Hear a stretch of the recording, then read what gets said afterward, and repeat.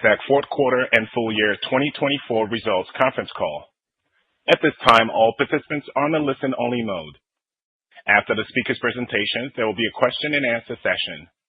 To ask a question during the session, you will need to press star 11 on your telephone. You will then hear an automated message advising your hand is raised. To withdraw your question, please press star 11 again. Please be advised that today's conference is being recorded. I would now like to hand the conference over to your first speaker, Ato Garrett, Senior Vice President and Investor Relations Officer. Please go ahead. Good morning, everyone, and thank you for joining us today to discuss Nasdaq's fourth quarter and full year 2024 financial results. On the line are Adena Friedman, our Chair and Chief Executive Officer, Sarah Youngwood, our Chief Financial Officer, and other members of the management team. After prepared remarks, we'll open the line for Q&A. The press release and earnings presentation accompanying this call can be found on our Investor Relations website. I would like to remind you that we'll be making forward-looking statements on this call that involve risks. A summary of these risks is contained in our press release and a more complete description in our annual report on Form 10-K. We will discuss our financial performance on a non-GAAP basis and adjusted for the impact of acquisitions, FX, and the previously announced one-time revenue benefits in market services in the fourth quarter of 2023 and an index in the first quarter of 2024. Definitions and reconciliations of U.S. GAAP to non-GAAP, plus adjustments, can be found in our earnings presentation as well as in a file located in the financial section of our Investor Relations website at ir.nasdaq.com. The fourth quarter marks the one-year anniversary of the acquisition of AxiomSL and Calypso.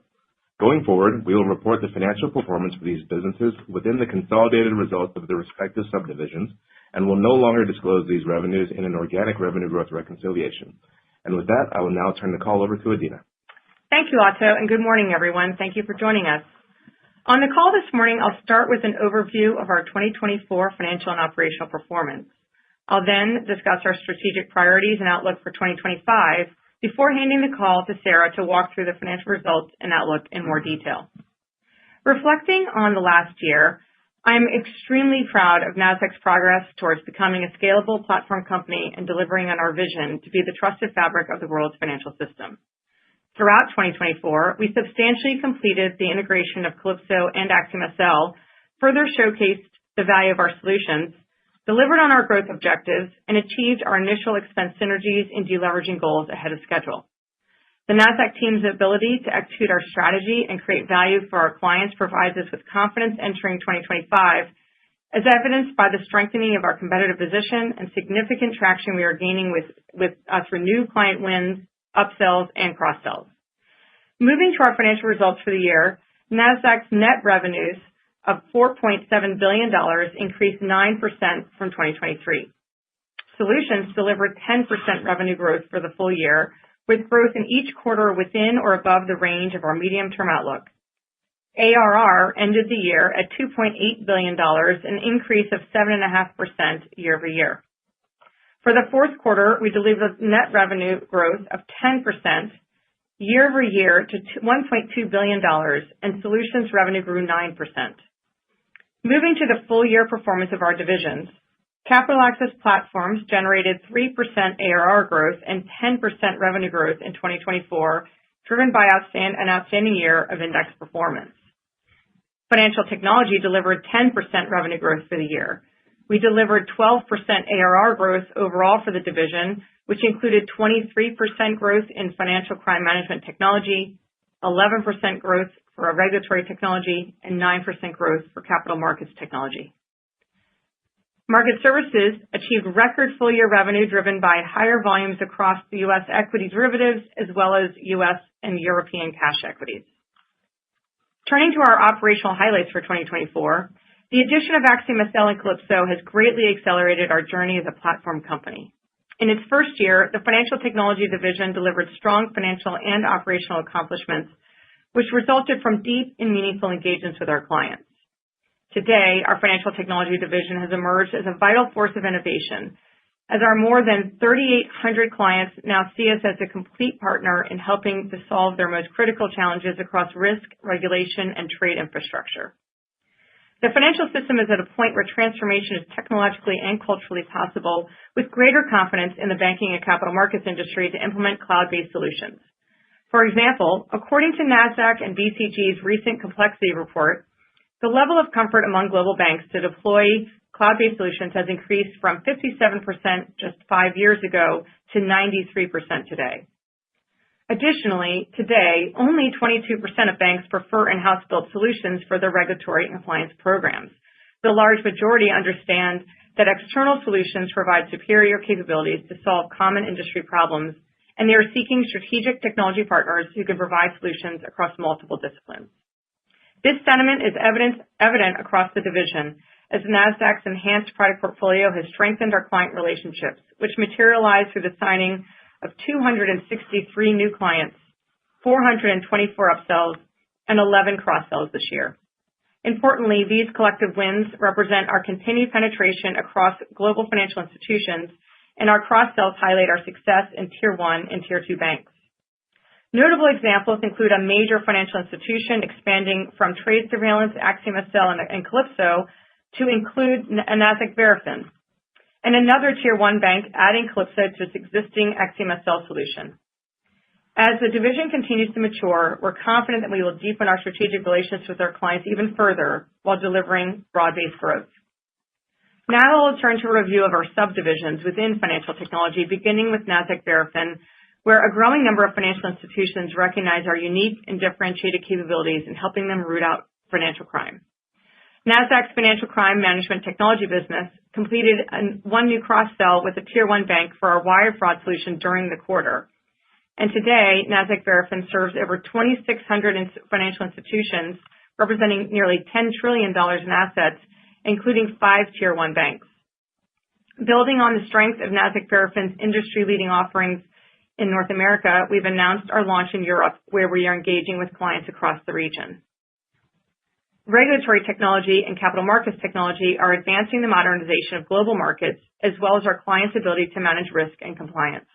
In 2024, we had several marquee deals, which underscores our right to win across our serviceable addressable market.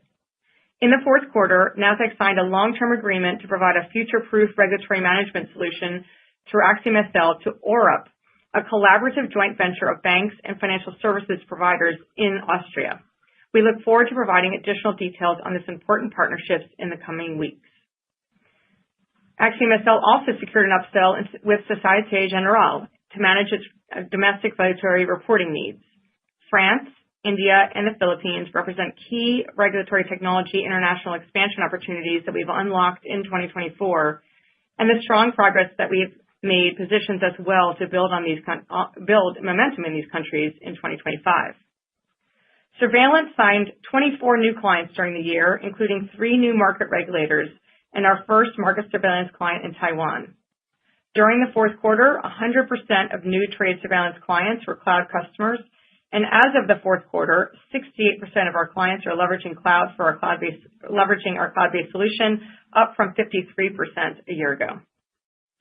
Capital markets technology advanced its international strategy, expanding our client base in key markets, including Latin America, with notable wins across Brazil, Mexico, and Colombia. Calypso signed its 20th central bank, a major milestone in a key client cohort, with additional momentum expected across 2025. Market technology signed 9 new commitments in 2024 with existing clients as they continue to modernize markets, and we expect this trend to continue this year. We also signed 3 new crypto clients in the fourth quarter.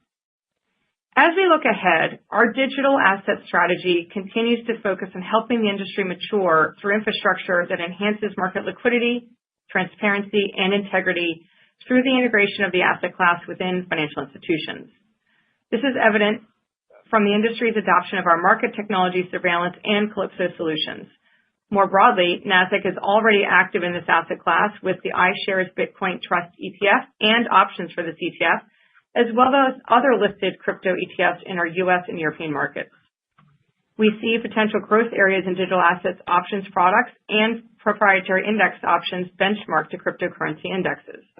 We expect additional opportunities to arise as new regulatory frameworks provide clearer guidance, and Nasdaq will continue to strategically assess and pursue them in this dynamic space. Turning to our Capital Access Platforms division, we continued our strong success in attracting new listings to Nasdaq as the world's preeminent market operator supporting corporate and investor decision-making through valuable data and workflow tools, and driving even more liquidity into the market through our leading index franchise. In 2024, Nasdaq extended our listings leadership to 6 consecutive years as the top U.S. exchange by number of IPOs and proceeds raised. For the year, Nasdaq had 180 IPOs, raising $23 billion in total proceeds. This included 130 operating company IPOs, headlined by Lineage, the largest IPO of the year. Overall, Nasdaq achieved an 80% win rate among eligible operating company IPOs in the U.S. for the year. In the third quarter, we celebrated the 500th listing transfer to Nasdaq, cumulatively representing nearly $3 trillion of market value measured as of the date of each transfer. We continued our momentum in the fourth quarter with 14 new transfers, including Palantir, the largest exchange transfer on a U.S. exchange in 2024, bringing the total market value of switches to Nasdaq to over $180 billion for the year. And to start 2025, we welcomed Domino's, which began on the Nasdaq Stock Exchange on January 2nd. 2024 was also an exceptional year for our index franchise, which delivered 31% revenue growth, ending the year with record AUM. Innovation remains at the heart of this franchise as we launched 116 new products in the year, with over half occurring outside the United States. Importantly, 27 of these products were in the insurance annuity space, and 30 were launched in partnership with new index clients, delivering on our expansion pillars across innovation, globalization, and the institutional space.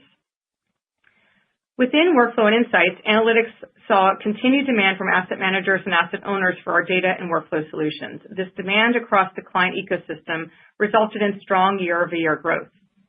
In Corporate Solutions, we focused on strengthening our offerings while managing through beta challenges as corporate buying cycles remained elongated throughout the year. We anticipate an improvement in this business as the IPO environment normalizes.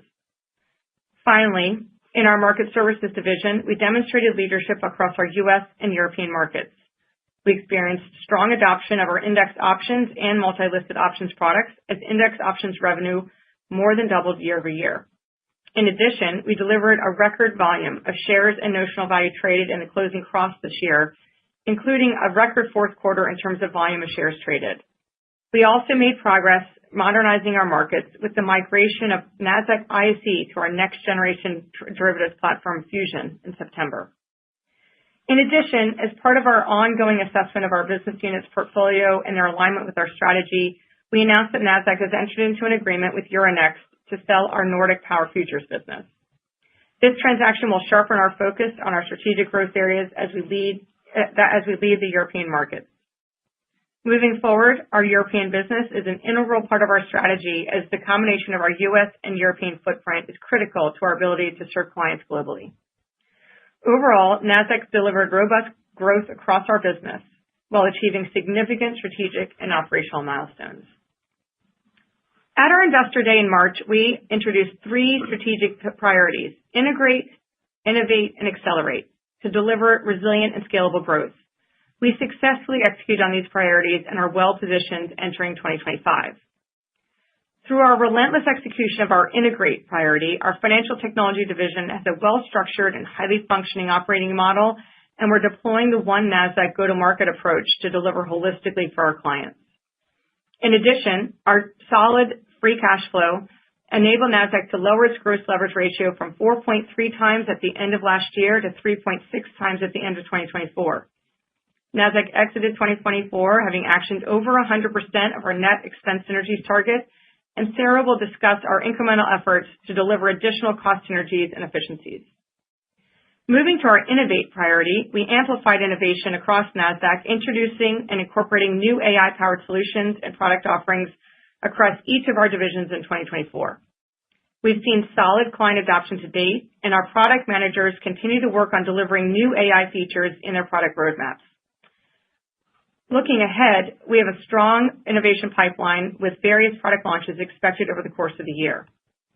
Within our internal business operations, our focus with AI adoption has shifted from exploration and experimentation in 23 and 24 to driving impact entering 2025.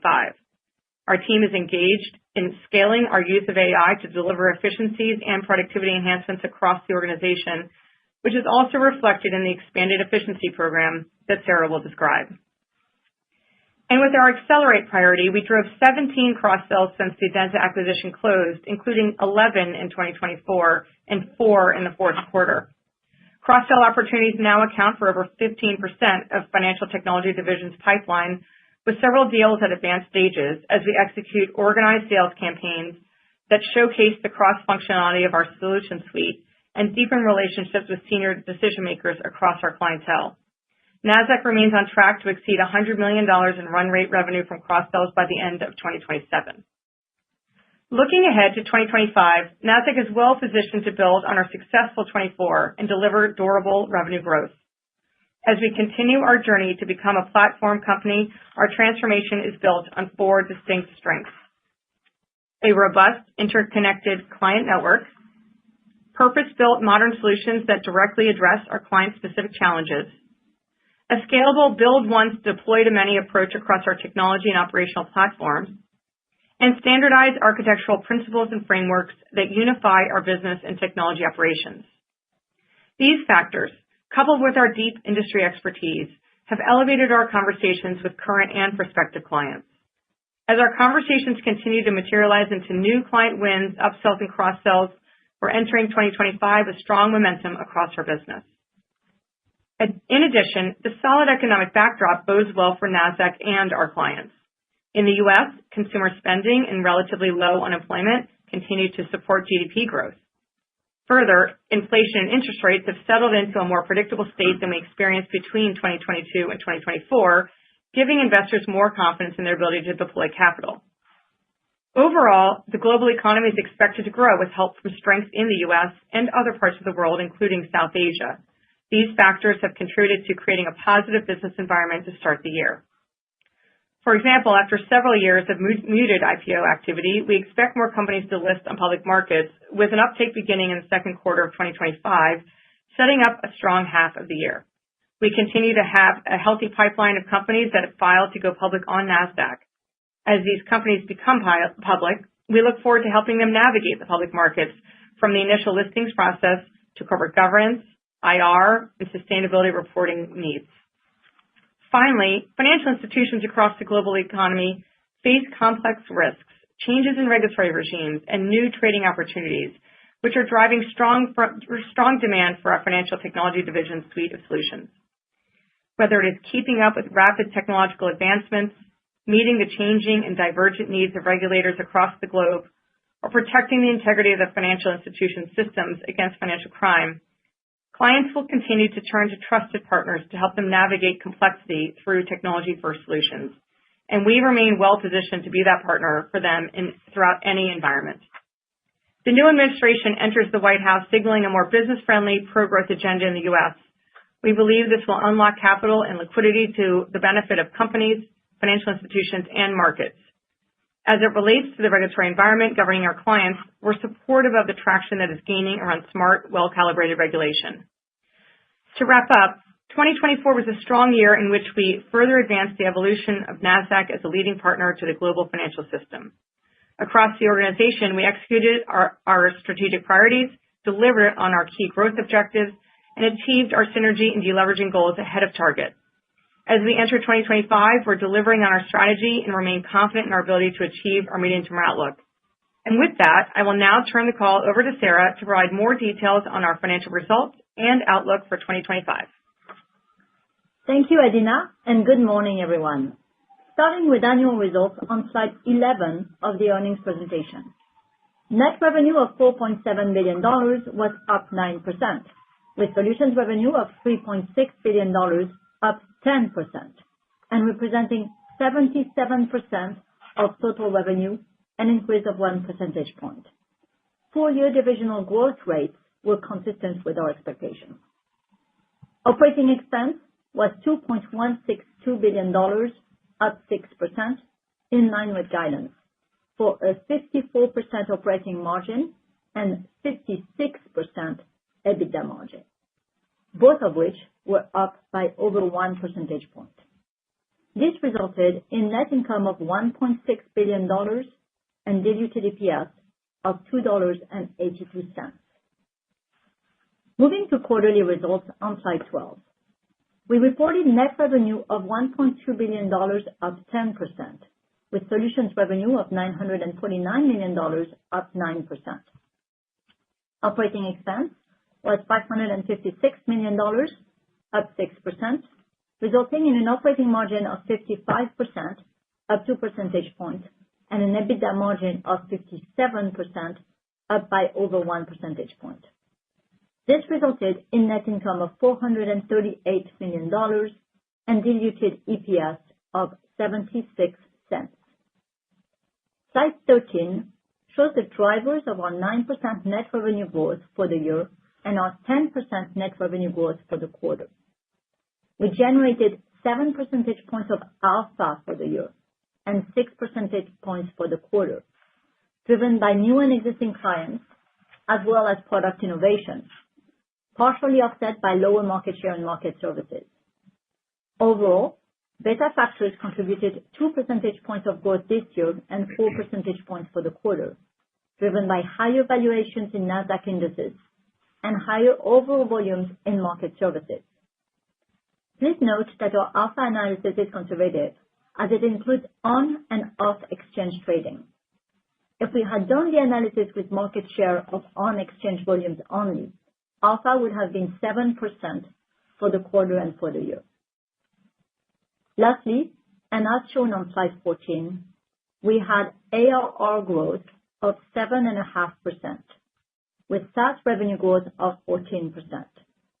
SaaS as a percentage of ARR also increased 2 percentage points to 37% compared to year-end 2023. Let's review division results starting on slide 15. In Capital Access Platforms, we delivered full-year revenue growth of 10%, with quarterly revenue of $511 million, up 11%, and with ARR growth of 3%. Data and listings revenue growth for the year was 1%, with quarterly revenue up 2% and ARR up 1%. Quarterly revenue was driven by higher data sales and usage, new listings, and pricing. This was partially offset by delistings and downgrades and lower amortization of prior period initial listing fees. As you recall, we expected a year-on-year revenue headwind of $3 million related to the amortization of prior period initial listing fees. This started in the third quarter of 2024 and was expected to last for 4 quarters. 2 are done, and we are in line with expectations. We are on track for the next 2 quarters at $3 million. After that, we expect the impact to fall to roughly $2 million in the third quarter and $1 million in the fourth quarter of 2025. Separately, we saw an improvement in delistings in 2024 versus 2023 and expect the related year-over-year revenue headwind to moderate from $10 million per quarter in 2024 to $8 million in each quarter of 2025. Index revenue was up 31% for the full year and up 29% in the quarter, with more than half of the quarterly revenue growth driven by alpha factors, primarily from strong net inflows, contributing to higher asset-based revenue. ETP AUM included $80 billion of net inflows in the last 12 months, including $28 billion in the fourth quarter. Net inflows, together with market performance, resulted in record average ETP AUM of $632 billion, up almost $200 billion year over year. In Workflow and Insights, revenue was up 4% for the year and the quarter, with ARR growth of 4% as well. The increase in the fourth quarter revenue was driven by analytics, mainly investment, with continued growth in demand from asset managers, asset owners, and consultants. New investment sales were up 11% for the year, with full-year gross retention up 2 percentage points. The broader corporate solutions environment remains unchanged, with revenue up 1% in the quarter. Full-year operating margin was 58%, with quarterly operating margin of 57%, both of which were up 3 percentage points. Excluding a one-time benefit of index of $16 million from a legal settlement, full-year operating margin would have been 57%, up 2 percentage points. As a reminder, as we enter 2025, our contracted rate associated with trading of future contracts will reset as it does every year. It will increase once we cross a specific volume threshold, which will likely occur sometime in the first half of the year. Now, looking ahead to 2025 performance more broadly across the Capital Access Platforms division. Our current expectation is for full-year revenue growth to be within its medium-term growth outlook range of 5 to 8%.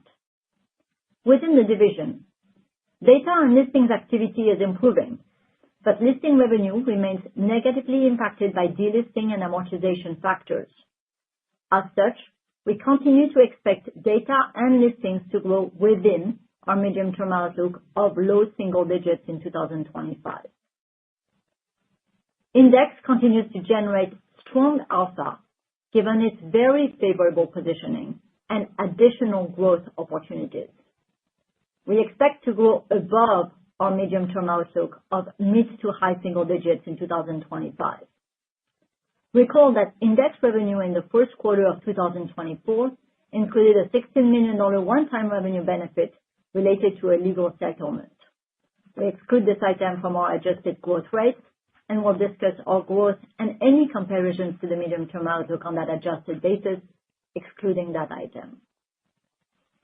Finally, as a result of continued beta headwinds in corporate solutions, which will take time to ease even with stronger issuance environment, we expect Workflow and Insights growth to be below its medium-term outlook of high single to low double digits in 2025. Moving to Financial Technology on slide 16.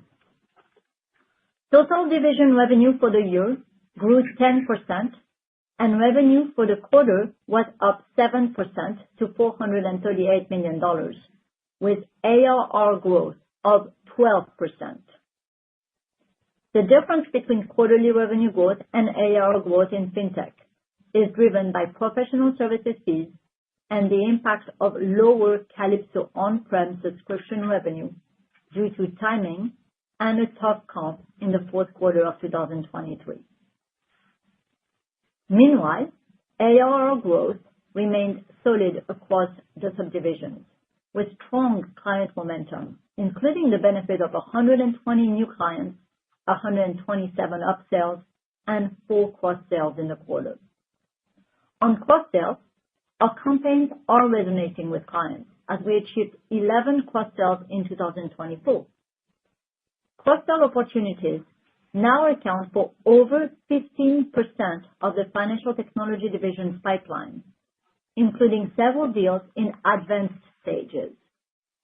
As we close these deals, we will no longer count them in our pipeline, which can create quarter-over-quarter variability in this metric.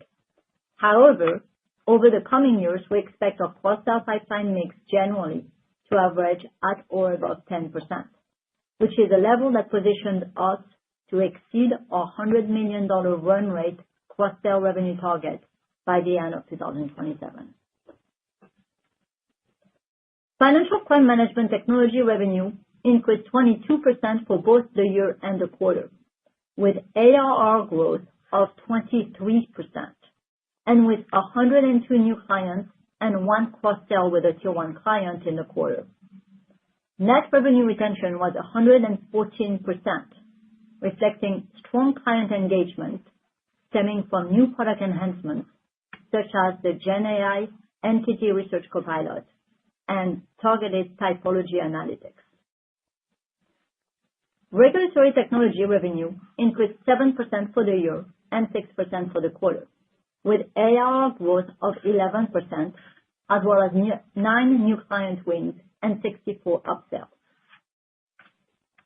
AxiomSL revenue grew 7% for the year and 5% for the quarter, with 2 new client wins and 28 upsells. And Surveillance grew revenue 6% for the year and 7% for the quarter, aided by 7 new clients and 36 upsells. The delta between ARR and revenue was due to softer professional services revenues, which should improve in 2025 based on signed deals in 2024. Capital Markets Technology delivered 8% revenue growth for the year and 4% for the quarter. ARR grew 9%, with 9 new clients, 63 upsells, and 3 cross-sells in the quarter, with the cross-sell activity driven by continued client demand for market modernization. Calypso full-year revenue was up 17% and up 1% in the quarter, with 4 new client wins and 39 upsells, with the difference between the two revenue growth rates driven by deal timing. Together, Trade Management Services and Market Technology had 5 new clients, 24 upsells, and 3 cross-sells in the quarter. Combined revenue was up 3% for the year and 7% for the quarter. The quarterly revenue growth was primarily driven by strong growth in Trade Management Services, mainly due to meeting additional capacity demands via our recent data center expansion.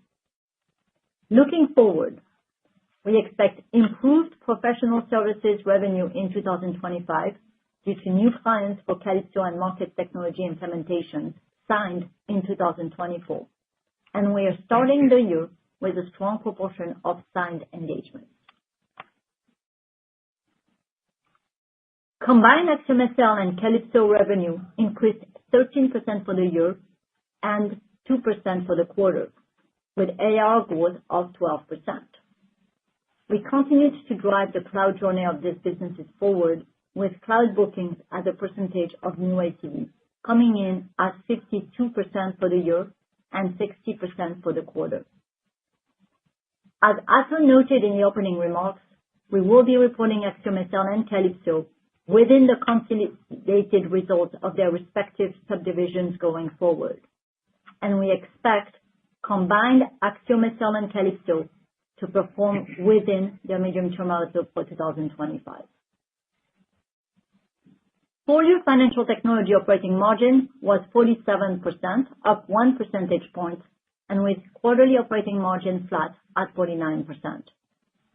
Looking ahead at our growth expectations for Financial Technology for 2025, we expect the division to grow within its medium-term outlook of 10 to 14%, with Financial Crime Management Technology at the low end of its range of mid-20s, Regulatory Technology at the high end of its range of high single to low double digits, and with Capital Markets Technology within its range of high single to low double digits.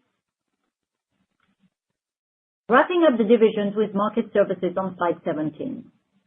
We had net revenue growth of 4% for the year and 12% for the quarter at $268 million.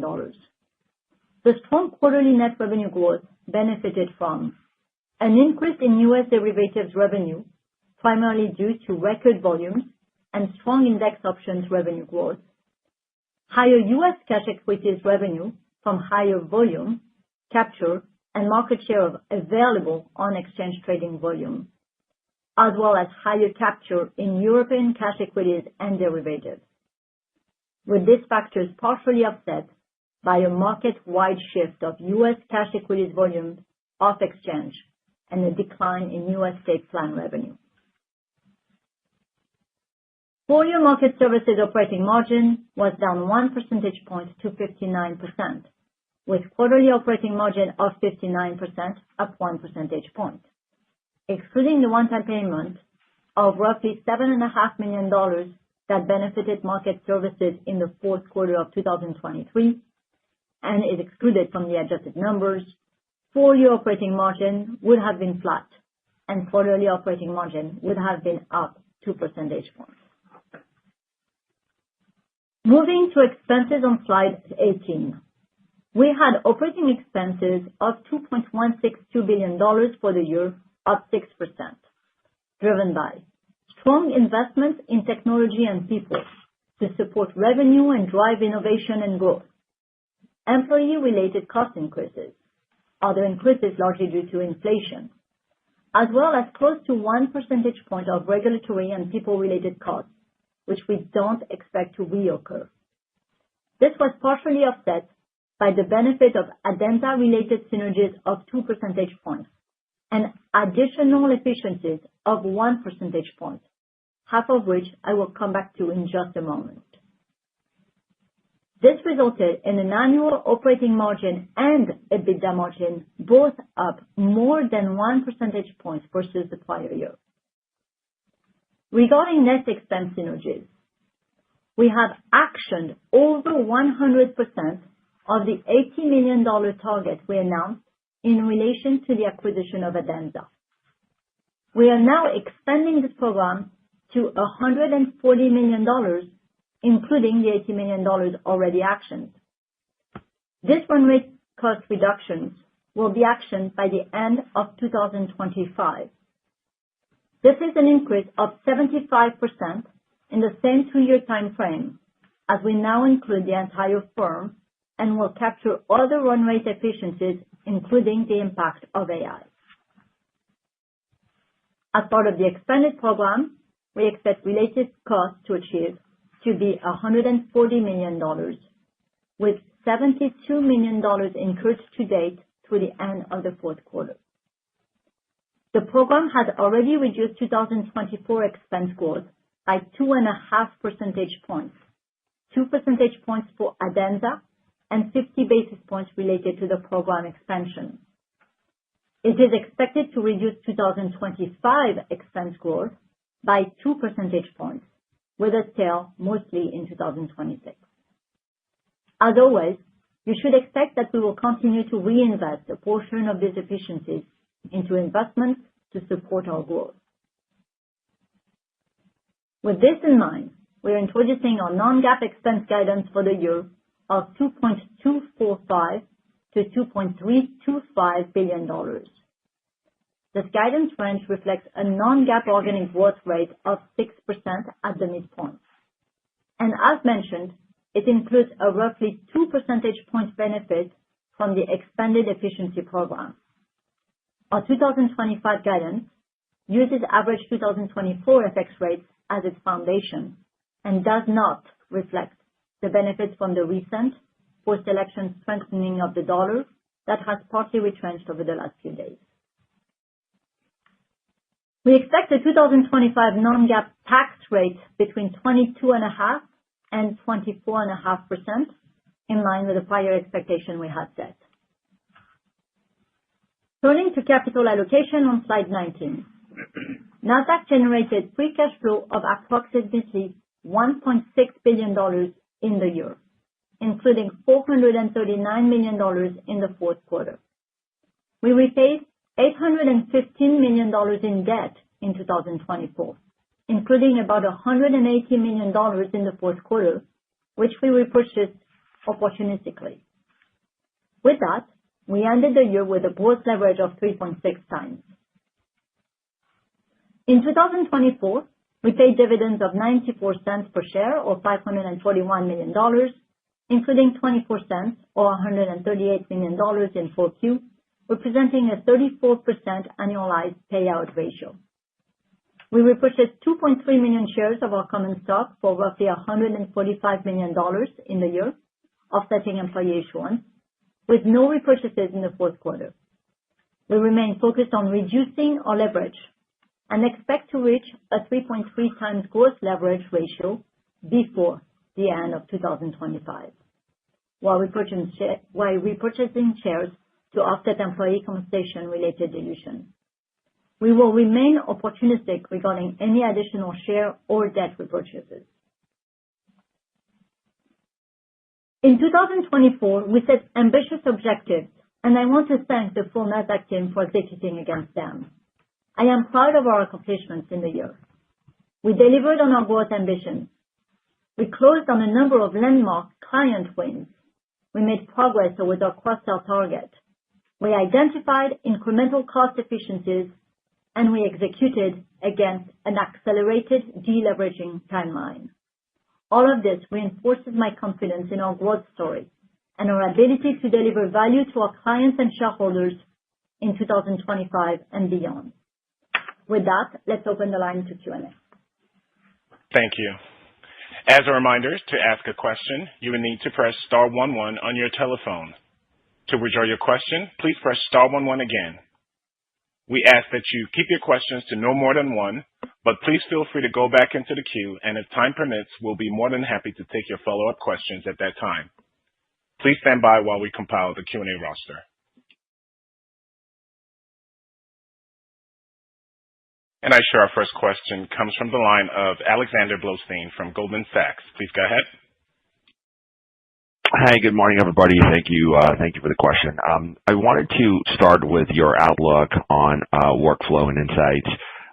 Obviously, it's a business that has been growing a little bit slower, presumably gets better with cross-selling once the listing business starts to pick up a bit and there's sort of positive synergies with the rest of the franchise. Can you help us maybe just bridge how you go from this kind of low to mid-single digit range back to your targets, which seems to be still kind of ways off? Thanks. Great. Thanks, Alex. As you mentioned, the corporate solutions business has had a lot of effects from a slower issuance environment, as well as we talked about, the delisting environment that we've been operating in over the last couple of years. And what we've been focused on is making sure that we're continuing to innovate within the suite so that as the buying behaviors become more normalized, we would expect that we have great products. We're very well positioned competitively. It's just a matter of making sure that we have an environment where the buyers are in a position to be able to purchase our solutions. So it's both the IPO environment, moderating of the delisting environment, and then also, as you've noticed, the index performance and the growth of earnings across different sectors of the economy have been more towards, I would say, larger companies. And we have thousands of companies that use our solutions. So as a growth agenda in the U.S. economy picks up, we do actually believe that also will drive more earnings potential for the broader economy, and that also will support more of a sales activity within that particular part of our business. Now, in analytics, we're actually really excited about everything that's happening across what I would call the investment side, the investor audience within our workflow and insight solutions, and most notably eVestment, which is our biggest product. We had a couple of years where we were focused more on product enhancements and integrating some great data into the platform. We now have this incredible suite of solutions there, and we're growing at the high single digits with eVestment, and we expect that to continue to be a great grower for us. So we do think that'll be helpful also in driving the overall growth rate of that part of the division up in the coming years. Thank you. And I show our next question comes from the line of Craig Siegenthaler from Bank of America. Please go ahead. Thanks. Good morning, everyone. So our question is on the potential for large-scale deregulation of the U.S. financial services industry under the Trump administration. And, we understand you can't put the genie back in the bottle on many businesses like prop and merchant banking, but Axiom was seeing strong tailwinds from more regulations like Basel III Endgame. So if there is a reversal in bank regulations, how should this impact client demand for Axiom's offering and your reg tech growth trajectory, just given its core clients are banks? Yeah. Well, first of all, I think we just remind everyone that our AxiomSL business is a global business. It serves banks all over the world. We've been opening new markets, as you mentioned, in India, France, Philippines, and other parts of the world. We have a great pipeline of opportunities across AxiomSL in the global business. And as we've been engaging with U.S. clients, they are dealing with a changing regulatory environment, but one that still is an environment that requires a lot of solutions to help them manage regulations. So we see really strong demand for the product. I think that as we gave you the regulatory technology subdivision within financial technology we expect it to be at the high end of our range in 2025. And so, I think that we feel highly confident that we have a solution that meets a lot of different needs across different regulatory landscapes. One thing, just a point of fact, just to help you understand the nature of the business within AxiomSL, 69% of the revenue comes from non-U.S. banks, 31% comes from U.S. banks. Oh, I'm sorry, that's across Adenza. That's both Calypso and AxiomSL. So let me say it again. So U.S. clients represent 31% of the revenues of the Calypso and Axiom SL businesses, and 69% come from non-U.S. banks. So we just feel very confident in the way that we see the engagements with our clients. I would look also more broadly at financial technology. As we think about it, we think, okay, if you have an environment where more capital can be kept within the banks, they can then deploy that capital into the markets. That drives liquidity across global markets. It drives demand for our technology among global markets so as they prepare for and are prepared to be able to accept that liquidity. We also, if banks are suddenly in a growth mode, they're going to be going into new asset classes and new geographies, and that drives demand for our Calypso solutions.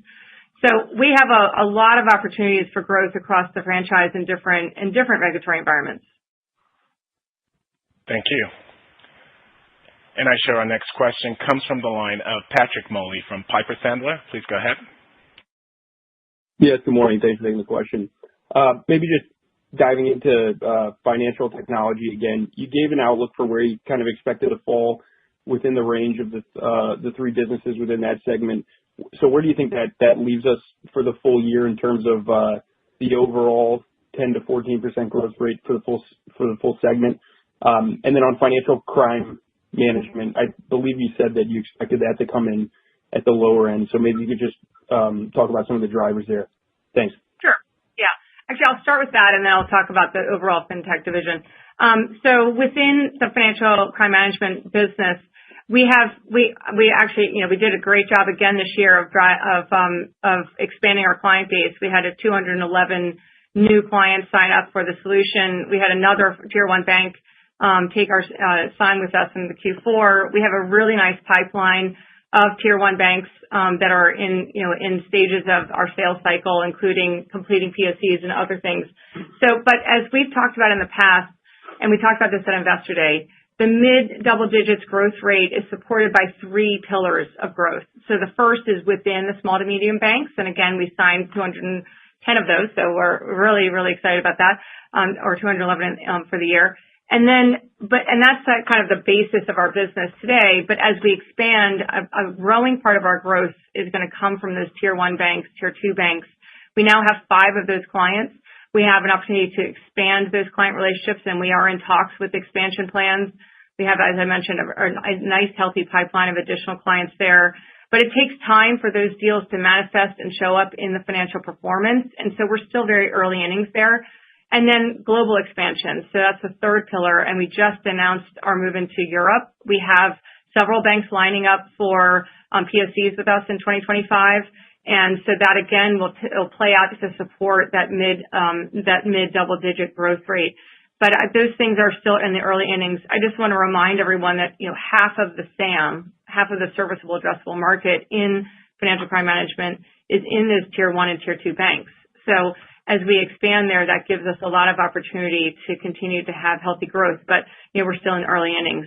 And so as we look at 2025, similar to 2024, we see ourselves coming in at the low end of our outlook range. But we're extremely excited about all the progress in the business. And then more holistically for fintech, we don't give you a specific view as to how we see the year playing out, but we do expect that fintech will be within the range of the 10 to 14%.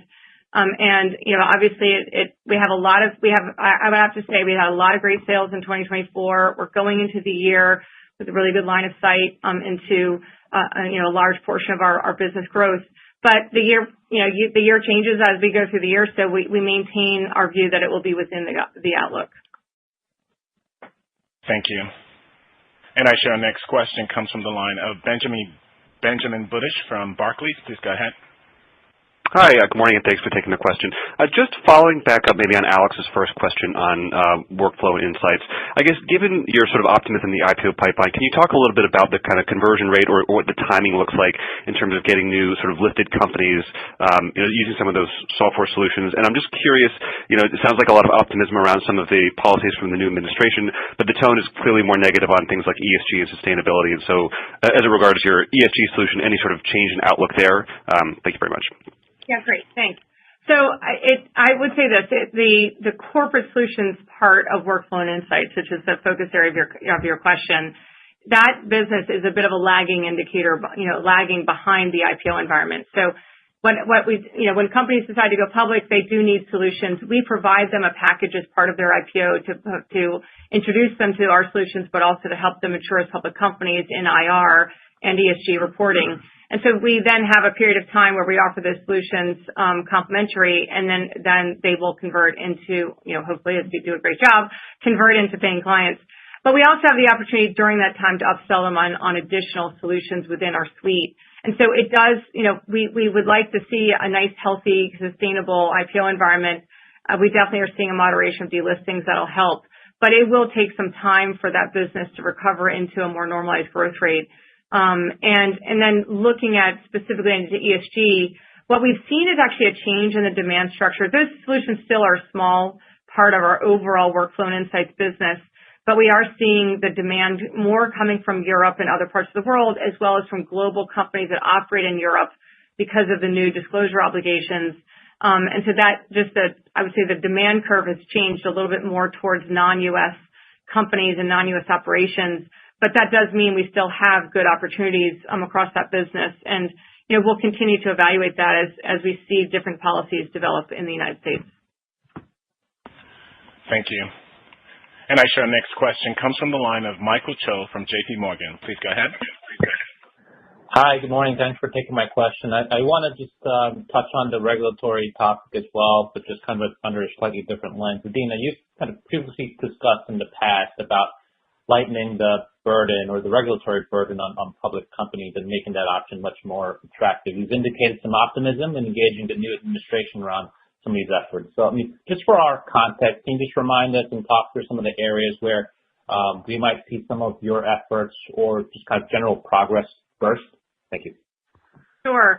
Well, we've actually had a pretty steady drumbeat of engagement with regulatory agencies, but we are actually quite optimistic that we have an administration that is listening and listening hard to what can they do to unlock growth in the country, what can they do to create sustainable growth in the country. And part of that is making sure that the public markets are working really, really well. I just want to remind everyone, we've been evaluating this, but there's about $112 trillion of investable capital in public markets around the world. And that's as of the end of 23, about 15 trillion in the private markets. So the public markets really drive the economies. And as we think about the life of a public company, there are elements of it that are persistent. So you have quarterly earnings like we're having this morning. You have disclosures that are relevant and important for investors to understand. But then you also have other elements. And I would say that the proxy process has a lot of challenges in it that we think can be reformed that would make it so that it's a better environment for companies and more balanced between companies and investors. We think that some of the accounting policies and PCAOB, they took a very draconian approach in the last administration, and we see some opportunities there to make it more balanced. And then if we could have our way, across everything, we would also look at litigation reform as a key element of improving the environment for public companies. Those are three core things that we also would say. And then the last thing I would say is, making sure that there is disclosure to the public companies on what's happening in their stock. I think that we've got the 13Fs for long positions, but is there something similar for short positions in terms of giving companies better information and understanding of their investor base? So all of those things are areas that we're going to be discussing, engaging with the government to see, what their priorities are and see if we can make some progress. Thank you. And our next question comes from the line of Dan Fannon from Jefferies. Please go ahead. Great. Thanks. Good morning. Wanted to get a comment around professional service fees, what they were as a total within the financial, within fintech. And then as you look going forward, you talked about, I think, momentum in the business, particularly in the reg tech as in terms of new implementation. So could you talk about the outlook for professional service fees as we think about 2025? Yeah. So I don't know if we give a specific breakout. I'm looking at Sarah. We don't give a specific breakout of the professional services fees, but just as a reminder that we're a software product business. We want to deliver software. We want to deliver those products, and we want them to deliver well. So we see professional services as more, I would say, as a means to an end, meaning, we want to deliver them. We have obviously put a great deal of effort into delivering those. We do also work with partners, but we want to get rewarded for the work we're doing to make sure those implementations go well. As we think about 2024 and the dynamics in 2024, there are a few things. Oftentimes, professional services revenues follow sales. If it makes sense. And I think that in general, as we look at the sales that occurred in 2023 going into 2024, and then projects that were ongoing in 2023 and 2024, as we've been mentioning all year, we had some downward pressure in the professional services revenues in 24, both on the fact that we had a very large implementation in market tech in 23 that drove up revenues that did not repeat in 24 as we completed that deal. We had a sales environment that had lower professional services revenues coming in, particularly for our AxiomSL solutions in 24. But as we've seen the sales environment in 2024 manifest itself and going into 2025, both in market tech with 9 new commitments for existing clients and other new clients coming in, as well as for AxiomSL, really good sales year in AxiomSL, we actually see upward mobility or upward trajectory of professional services in 2025 that supports the outlook that Sarah gave you in terms of where the revenues will come out within the ranges that we mentioned. And actually, we did give some disclosure about Adenza when we acquired Adenza, saying that professional services fees were about 20% of the Adenza revenues and just over 10% of overall fintech revenues, just so you know what the disclosures are. Thank you. And I share our next question comes from the line of Owen Lau from Oppenheimer. Please go ahead. Hi, good morning. Thank you for taking my question. So I have a question about your cap markets tech ARR. It came down from 12% last quarter to 9%. It also drove your fintech ARR down for the quarter. What was the driver of that decline? Is it the professional services fee we talk about? And then what does it take to reaccelerate that ARR in 2025? Thanks a lot. Thanks, Owen. So with regards to ARR, there were some year-over-year comps on that, just because fourth quarter of 2023 was a very strong sales quarter for Calypso in particular. And so we had some, I would just say, year-over-year comp differential. And then the second thing is just that there's a lot of timing related to deal signings, deal closings that drive ARR. And also, by the way, what we look at is ARR itself does not include any sort of ramps that we have in contracts. So that also would reflect just the ARR upon signing as opposed to the long-term ARR potential of a contract. And so it doesn't include ramp, and there are ramps in our contracts. So I think some of that is also kind of reflected in the fact that different growth rates. But as Sarah mentioned, we do expect that the AxiomSL and Calypso combined ARR growth should be within the medium-term outlook range of the mid-teens, and that overall for fintech that we should be within the range that we provided on ARR. So we do feel like we have a really strong opportunity for us to continue to drive growth across the franchise. But in this quarter, we had some downward pressure. Thank you. And I show our next question comes from the line of Michael Cyprys from Morgan Stanley. Please go ahead.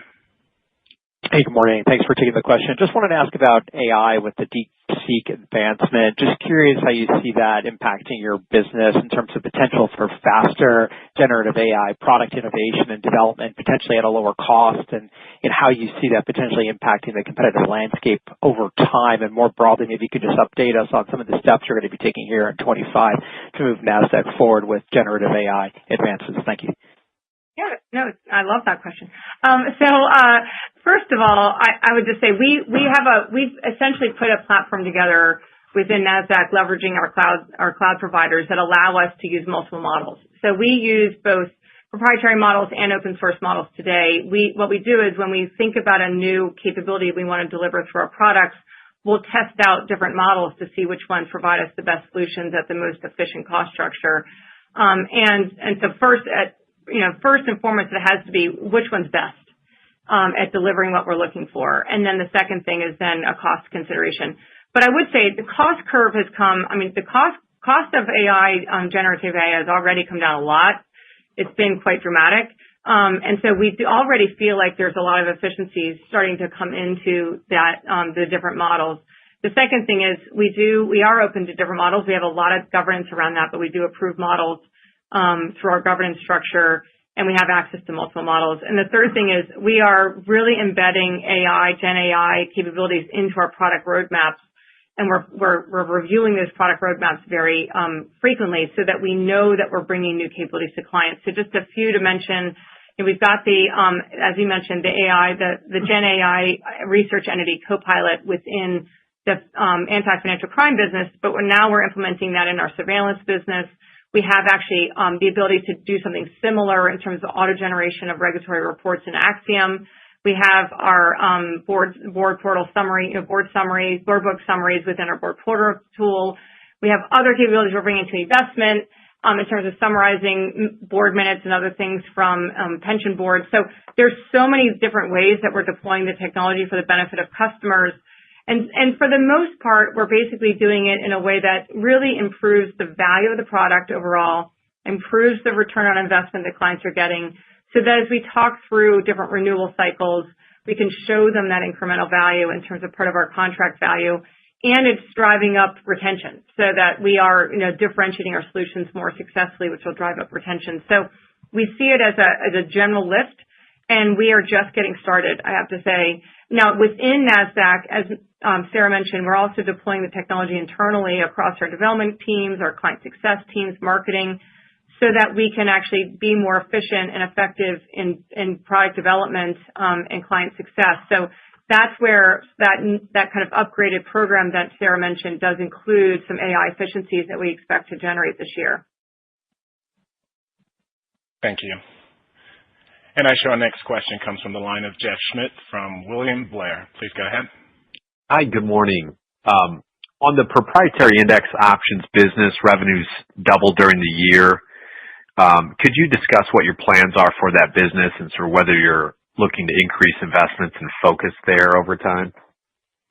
Yeah, what's great about that business is it gets to leverage the broader exchange franchise that we have, obviously. So we can be very efficient in investing in that business and driving return. But we are very focused on it. In fact, Tal and Kevin and Greg and team, we're meeting regularly to understand new ways that we can build new products, bring more capabilities to our clients, and grow the ecosystem, because you've got both institutional investors that you really want to draw into those prop index products, as well as retail.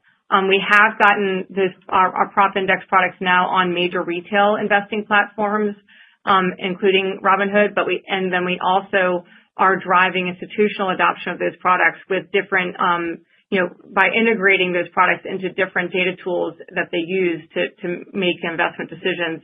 So, and then as our index business goes more into the institutional audience in terms of insurance and other institutional clients, that then drives demand for options trading and hedging capabilities that we can use our prop products for. So I have to say it's kind of a virtuous cycle that's developing there, and we're really, really excited about how we can continue to drive the NDAQ franchise, but then also bring new products into that business as well.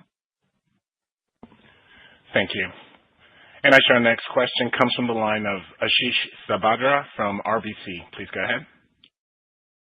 Thanks for taking my question. If I can ask just two clarifying modeling questions. One is on ARR versus revenue growth. We saw some differential there in 24. Anything to be cognizant of as we get into 25? And then just on the expense side with that expanded synergies, which gets actioned in 2025, how should we think about those benefiting 25 on a quarterly cadence basis? Any color that will be helpful. Thanks. Okay, I'll have Sarah answer the question on the expense side, and even on the ARR revenue versus ARR. Why don't you just take that, Sarah? Yeah, so on the ARR versus revenue, you have two things that are a factor. Professional services fees is a theme throughout fintech, and that affects really all of the metrics, especially in the fourth quarter. In terms of the second element, and that's specifically for the fourth quarter, you've got Calypso, which has both, so this is on-prem revenue recognition for Calypso, where you have the combination of a tough comp in 4Q23, and then the timing during the year being different in 2024 versus in 2023. So those are the elements of the first question. In terms of the second question, what I have mentioned is that we have benefits that are really accruing very fast into the expenses. So 2.5% of growth in 2024 coming from this expanded efficiency program, and that number becomes 2% that's contributing to lowering the growth rate 2025 versus 2024 for expense. And then there is a tail that's mostly in 2026. But we're not going to provide you a quarterly view into that. I think it's something that we're going to continue to drive throughout 2025. And I think you mentioned, though, that there's a tail in 26, so it's largely a tail in 26.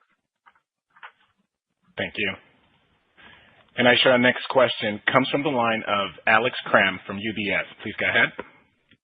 Yes, hey, good morning, everyone. Just wanted to come back to fintech for a second here. I know a lot of focus on the regulatory direction. I think the one other thing people are talking about a lot in financial services changing is maybe a pickup in bank M&A. So maybe you can just talk about that. Obviously, a primary customer base for you, and I understand that maybe those banks get bigger and they actually get more sophisticated. So it could be good longer term, but and maybe add regulatory in this as well. But when you have a lot of these uncertainties, sometimes there's a little bit of paralysis. So just wondering if we should be expecting any sort of lengthening of sales cycles as it comes to selling to this end market, just because these companies don't know what's going to happen next, both in regulatory and on the M&A side. Thanks. Sure. Yeah. Well, I think first of all, bank M&A in the past, in let's say decades past, has been relatively. I've heard at least on average somewhere around 4% of banks kind of merge in the United States over a normalized period of time, but most of that M&A occurs at the the small end of the spectrum of banks. And so as we think about M&A for banks going forward, if two smaller banks merge into let's say a mid-sized bank, that we are well protected in terms of the way that we've constructed our anti-financial crime technology contracts, because that's really the bank. That's the clientele that we serve with that particular solution. The other solutions that we sell within fintech are geared more towards the tier 1 through 3 size banks. But within financial crime management, Verafin has built-in moderators for their contracts based on assets. So if two banks merge and they become bigger, then they have more assets. If they have more assets, they get to a different pricing tier within the contracts. And so that's kind of baked into the contractual structure of Verafin. Let's say two banks merge and one's already a client and one's not. It gives us a huge opportunity to go in and make sure that they use our solution across the combined bank. And I do think that our solution is very differentiated. And so we feel very good about the ability to go and win that combined bank. Now at the higher end, then you get like two mid-sized banks who become a bigger bank. That's just an opportunity for us, because a lot of times they may not be have the same regulatory obligations. And then suddenly they do. They have new regulatory obligations. That obviously gives us an opportunity to come in with our regulatory reporting capabilities, more sophisticated risk management, including treasury risk management and capital risk management. And so we see that as a sales opportunity. I think at the largest end of the spectrum, that those will still be very unusual and not that frequent. And, we'll manage those as we see them. But I think it's really the general view is going to be small to mid and mid to large. And we see those as net opportunities. In terms of, paralysis, though, first of all, as we know, sales cycles are always kind of long in this space because of its banks. But I would say that we're seeing a very healthy dialogue. We have a lot of opportunities around the world, and even if one or two sales get slowed down, we still have a lot of other opportunities to pursue. So we're not concerned so much about that, Alex. Thank you. And I show our last question comes from the line of Brian Bedell from Deutsche Bank. Please go ahead. Oh, great. Thanks. Good morning, folks. Thanks for squeezing me in. Just wanted to go back to slide 8, the sales metrics within fintech. They look very strong in the fourth quarter versus the 2024 quarterly trends, and also versus the third quarter. So just trying to get a sense of to what extent that might be seasonal, or you actually do see improving momentum in 25 on those metrics, and then what could that portend even a stronger ARR growth rate into 26? Yeah. So Q4 is always our seasonal high sales quarter. And so that is a consistent thing, both in anti-financial crime as well as in Calypso and XMSL. I would say that Q4 is always going to be the biggest quarter.